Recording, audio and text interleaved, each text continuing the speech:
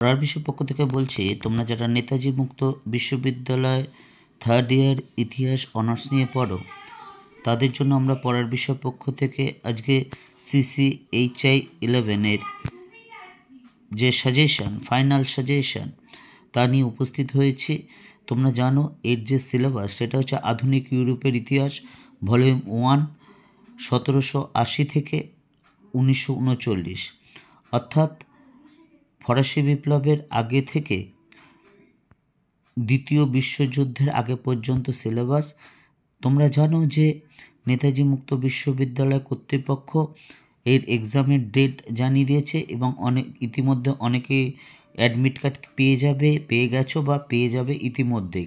তা চলো আমরা এক্সাম ডেটটা একবার দেখে নিই। দেখো, নেতাজি মুক্ত বিশ্ববিদ্যালয়ের যে তোমাদের এই CCHI 11 থার্ড ইয়ার 5th সেমিস্টারের এই পরীক্ষাটা রেখেছে, সেটা ডেট হলে এই বছরের 26শে ডিসেম্বর সকাল 11টা থেকে দুপুর 1টা পর্যন্ত। এবার দেখে নাও মার্কস ডিভিশনটা তোমরা জানো, তবু একবার বলে দিই। দেখো, 10 নম্বরে 4টে প্রশ্ন থাকবে, তোমাকে 2টো লিখতে হবে। 6 নম্বরে 10টা কোশ্চেন থাকবে, তোমাকে 5টা লিখতে হবে। Full marks 50। এই 50 তোমরা লিখিত পরীক্ষা দেবে। এতে যা পাবে, এবং ইতিমধ্যে অ্যাসাইনমেন্ট তোমরা দিয়ে দিয়েছো, অনলাইনে তোমরা নাম্বারও দেখে নিয়েছো। এই 50-এর মধ্যে যা পাবে আর ওই অ্যাসাইনমেন্টে 20-এর মধ্যে যা পাবে, তা নিয়েই কিন্তু তোমাদের রেজাল্ট হবে। আমরা পরের বিষয় পক্ষ থেকে এই পেপারটা আমরা সাবমিট করেছি। তোমরা জানো আমরা প্রায় 80-টির উপরে অ্যাসাইনমেন্টের উত্তর করে দিয়েছি। কোনো কিছুর বিনিময় না, সম্পূর্ণ আমাদের এই চ্যানেলের মাধ্যমে। 2টো পেপার একটু গণ্ডগোল হয়েছে, তার মধ্যে একটা পেপারে কোশ্চেন নিয়ে সমস্যা ছিল, একটু বিতর্ক আছে আর কি, কিছুই না, আরেকটা সত্যি ভুল ছিল আমার। তা যাই হোক, আমরা পরের বিষয় পক্ষ থেকে বলেছিলাম যে তোমাদের সাজেশান নিয়ে আসবো। আমরা ইতিপূর্বে একাধিক সাজেশান দিয়েছি, আজকে আমরা এই পেপারটা সাজেশান দিচ্ছি। তা চলো সাজেশানটা আমরা শুরু করি। তাহলে CCHI 11 third year history honours. দেখো, 3টে স্টার আছে, বেশি গুরুত্বপূর্ণ, 2টো স্টার আছে একটু কম গুরুত্বপূর্ণ, আর একটা স্টার আছে আরও কম গুরুত্বপূর্ণ, বা নেই আরও কম গুরুত্বপূর্ণ। তোমরা 3টে স্টারগুলো আগে ভালো করে পড়বে। দেখো, প্রথম প্রশ্ন হচ্ছে ইটালির ঐক্য আন্দোলন সম্পর্কে আলোচনা করো। 2 নম্বর কোশ্চেন 1848 সালে ফ্রান্সে ফেব্রুয়ারি বিপ্লবের কারণ ও ফলাফল আলোচনা করো। 3 নম্বর ফরাসি বিপ্লবের আর্থসামাজিক কারণগুলি লেখো। 4 নম্বর ফরাসি বিপ্লবে দার্শনিকদের ভূমিকা লেখো। 5 নম্বর নেপোলিয়নের আভ্যন্তরীণ সংস্কারগুলি আলোচনা করো, অর্থাৎ নেপোলিয়ান বোনাপার্টে। 6 নম্বর জার্মানির ঐক্য আন্দোলন আলোচনা করো। তা তোমরা জানো জার্মানির ঐক্য আন্দোলনে বিসমার্কের বিশেষ ভূমিকা ছিল, তবে গ্যারিবল্ডি। তা যাই হোক, 7 নম্বর কোশ্চেন মহাদেশীয় অবরোধ কি, নেপোলিয়নের পতনে এর ভূমিকা আলোচনা করো। 8 নম্বর কোশ্চেন ইটালিতে মুসোলিনি বা ফ্যাসিবাদের উত্থানের কারণ আলোচনা করা, এটা যথেষ্ট গুরুত্বপূর্ণ প্রশ্ন। 9 নম্বর দেখো ফ্রান্সের সন্ত্রাসের রাজত্ব বর্ণনা দাও। 10 নম্বর ফরাসি সংবিধান সভার কার্যাবলী আলোচনা করো। 11 নম্বর ইংল্যান্ডে কেন প্রথম শিল্প বিপ্লব হয়। 12 নম্বর কোশ্চেনে ইংল্যান্ডের শিল্প বিপ্লবের ফলাফল আলোচনা করো। এই ফলাফলের মধ্যে হচ্ছে রাজনৈতিক, অর্থনৈতিক এবং সামাজিক। 13 নম্বর প্রশ্ন দেখো 1830 সালে জুলাই বিপ্লবের কারণ ও ফলাফল আলোচনা করো। এবং লাস্ট কোশ্চেন 14 নম্বর 1917 সালে রুশ বিপ্লবের কারণগুলি আলোচনা করো।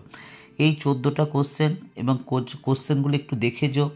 তোমরা অনেকেই আছো নেতাজি মুক্ত বিশ্ববিদ্যালয়ে কাজ করতে করতে অনেক প্রতিবন্ধকতার সাথে পড়াশোনা করো, তাদের বলছে প্রথম 3টে স্টার যেগুলো আছে অর্থাৎ 7টা কোশ্চেন আছে, দেখবে দেখিয়ে দিচ্ছি। দেখো 1, 4, 5, 6, 7, 5টা কোশ্চেন। 9 নম্বরেরটা 6 নম্বর কোশ্চেন এবং 14 নম্বরের 7 নম্বর কোশ্চেন। এই প্রথম 7টা কোশ্চেন খুব ভালো করে পড়ে যাও। 3টে স্টার আছে, তারপর 2টো স্টার। একটা জিনিস ধরো, রুশ বিপ্লবের কারণগুলি আলোচনা করো। 1917 সালে রুশ বিপ্লব হয়েছিল, এর কারণগুলি আলোচনা করো। তা এই পয়েন্ট করে একটু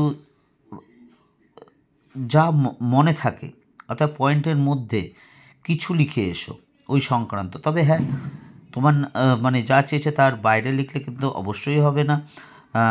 আমি বলতে চাইছি তোমরা হাফ পাতা, 1 পাতা, কোয়ার্টার পাতা, অর্থাৎ 4 ভাগের 1 ভাগ পাতা হলেও লিখে এসো, তা সেই সম্পর্কে, অর্থাৎ প্রাসঙ্গিক যেগুলো।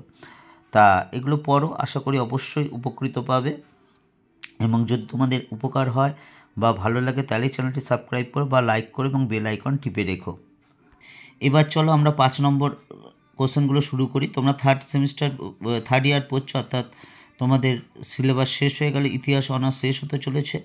আমরা বলেছিলাম যে তোমাদের যারা নেতাজি মুক্ত বিশ্ববিদ্যালয় অনার্স বা এমএ পড়ছো তাদের কেরিয়ার ওরিয়েন্টেশন ব্যাপারে তোমাদের যদি কোনো জানার ইচ্ছা থাকে আমাদের জানিও। আমরা এই বিষয়ে যারা দক্ষ আছি, কারণ পড়ার বিষয় কিন্তু আমার এককের উপর নির্ভরশীল নয়, আমরা বিভিন্ন শিক্ষক শিক্ষিকা আছি যারা বিভিন্ন স্কুল কলেজের সাথে যুক্ত। আমার নিজের ব্যক্তিগতভাবে 23-24 বছর শিক্ষকতার অভিজ্ঞতা বিদ্যালয়ের সাথে। এছাড়া আমার অনেক সিনিয়র দাদা দিদি আছে বা বন্ধুবান্ধব আছে এবং জুনিয়রও আছে যাদের মাধ্যমে কিন্তু আমরা এগুলো করছি। হয়তো আমি সামনে আছি বা আমার করছি, কিন্তু এদের প্রত্যক্ষ পরোক্ষ সর্বরকম সাহায্য আছে। তা যাই হোক, 6 নম্বরের যে 5টা কোশ্চেন অর্থাৎ 30 নম্বর লিখতে হবে সেই সাজেশান দিচ্ছে। দেখো, টিকা লেখো লোকান্য চুক্তি। 2 নম্বর টিকা লেখো মেটার্নিক ব্যবস্থা। এই টিকা লেখো বলেছি, টিকায় আসবে এরকম কথা না, ব্যাপারটা এরকম আসতে পারে। মেটার্নিক ব্যবস্থা বলতে কি বোঝো? 3 নম্বর কোড নেপোলিয়ান কি। 4 নম্বর টিকা লেখো রক্ত ও লৌহনীতি। 5 নম্বর টিকা লেখো এমস টেলিগ্রাম। 6 নম্বর ফরাসি বিপ্লবের জন্য রাজতন্ত্র কতটা দায়ী। 7 নম্বর ভিয়েনা সম্মেলনের 3টে নীতি সম্পর্কে লেখো, অর্থাৎ ন্যায্য অধিকার, ক্ষতিপূরণ ও শক্তি সম্মনীতি। 8 নম্বর প্রশ্ন ফ্রান্সের অভিজাততান্ত্রিক বিদ্রোহ কি। 9 নম্বর টিকা লেখো সেরেজেভো হত্যাকাণ্ড। 10 নম্বর টিকা লেখো নাৎসি সোভিয়েত অনাক্রমণ চুক্তি, যেটা 1940 অবধি হয়েছিল। 11 নম্বর ফরাসি বিপ্লবে নারীদের ভূমিকা। 12 নম্বর তোষণ নীতি। 13 নম্বর ফ্রাঙ্কফুর্ট পার্লামেন্ট। 14 নম্বর টিকা লেখো স্পেনের গৃহযুদ্ধ। এই 14টি প্রশ্ন তোমরা কিন্তু একটু দেখে যেও। যারা লেখার সময় পাও তারা অবশ্যই জিনিসটা বুঝে আত্মস্থ করে লিখে প্র্যাকটিস করো। এবং আবার একই কথা, 3টে স্টার বেশি গুরুত্বপূর্ণ, 2টো স্টার তার থেকে একটু কম গুরুত্বপূর্ণ, এবং 1টি স্টার আরও কম, এবং যেগুলো স্টার নেই আরও কম গুরুত্বপূর্ণ। তোমরা এই প্রশ্নগুলো ভালো করে পড়ো। যদি তোমাদের চ্যানেলটি ভালো লাগে বা উপকৃত পাও তাহলে অবশ্যই চ্যানেলটি লাইক করবে বা সাবস্ক্রাইব করবে বা বেল আইকন টিপবে। কারণ আমরা কিন্তু আমাদের যারা শিক্ষার্থীরা আছে, অনেকে যারা নেতাজি মুক্ত বিশ্ববিদ্যালয়ে পড়ে, তাদের বিভিন্ন প্রতিবন্ধকতা বা বাধার জন্যে আমরা কয়েকজন মিলে এই চ্যানেলটা শুরু করেছি। এতে যদি তোমরা উপকৃত হও বা উপকার হয় বা সাহায্য হয় বা ভালো লাগে, তাহলেই চ্যানেলটি লাইক করবে বা সাবস্ক্রাইব করবে বা বেল আইকন টিপে রাখবে। অ্যাসাইনমেন্টের নাম্বার তোমরা পেয়ে গেছো, অবশ্যই পরীক্ষা ভালো হবে, খুব ভালোভাবে পাস করবে, নিজের উপর বিশ্বাস করো।